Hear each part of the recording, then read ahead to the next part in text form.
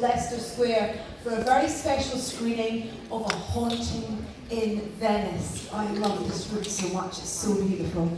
My name is Edith Bowman, and it is a pleasure to be your host for this evening to introduce this wonderful film. Now, before we are whisked off to the hauntingly beautiful city of Venice, I've got a couple of very important housekeeping notes that I need to share with you, please. Disney takes piracy very seriously, so security will be monitoring the room for the duration of the film. So, as soon as the stage is empty, please make sure you turn your phones off. Of course, after the screening, we would love for you to share your thoughts on social media. So feel free to tag at 20th Century Studios, sorry, 20th Century UK, and use the hashtag A Haunting in Venice. That's at 20th Century UK or hashtag A Haunting in Venice across all your social medias after the film, please. Now, before we start the film, it is my absolute pleasure to welcome to the stage a special guest to talk a little bit to you about the film and to introduce it. He is the great grandson of Agatha Christie and one of the executive, oh, that was a nice sound, wasn't it?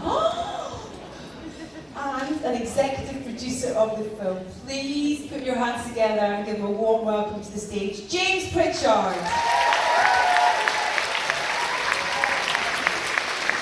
Welcome, James.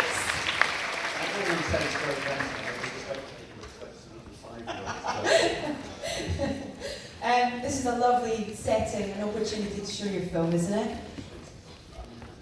It certainly doesn't. And this, I mean, this story, I've been lucky enough to see this film, and your great-grandmother's writings and her stories and her characters, they still resonate with audiences. You know, there's still so much love and so much kind of gratitude for her stories being retold. Why do you think there's still an audience for these stories? Well, the simple answer is the stories. It is the plots that she created all those years ago. She had an ability to create plots. She wrote over 66 full-length novels, 33 of which included Poirot, and you know, there isn't a bad one amongst them.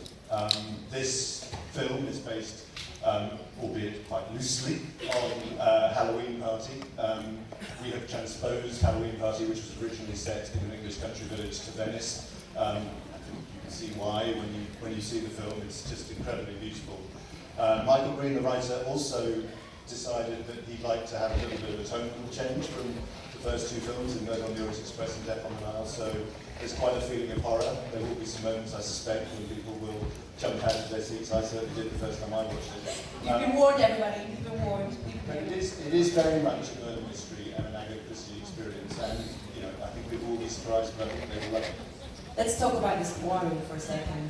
Kenneth Branagh, who obviously plays Poirot, he directs the film as well, and this extraordinary cast that he's assembled for this film. What is it like working with Ken and also this cast? I think Ken is basically just put on this earth to make everyone else feel inadequate. He is just the most talented person. He's incredibly intelligent. He's one of the best actors of his generation, but he also has more energy than anyone has any right to have. And he does everything.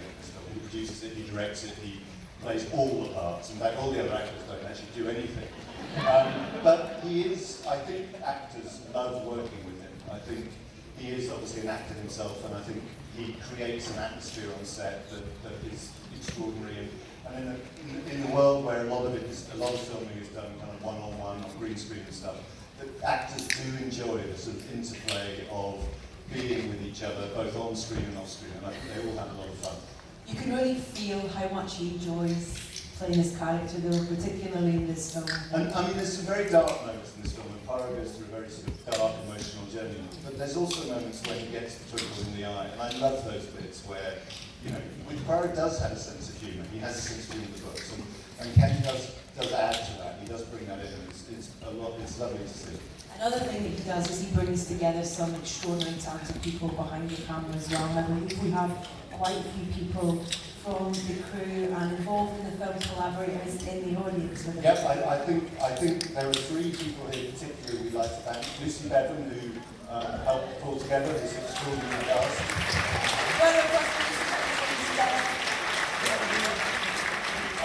Harris Zambalukas, who creates the visuals, who's the cinematographer, who makes everything look beautiful, and also Samantha Differ, who is in charge of the costumes. So thank you to everyone, and thank you to all the people who can't be here as well, because it is a team effort and it is just an extraordinary movie.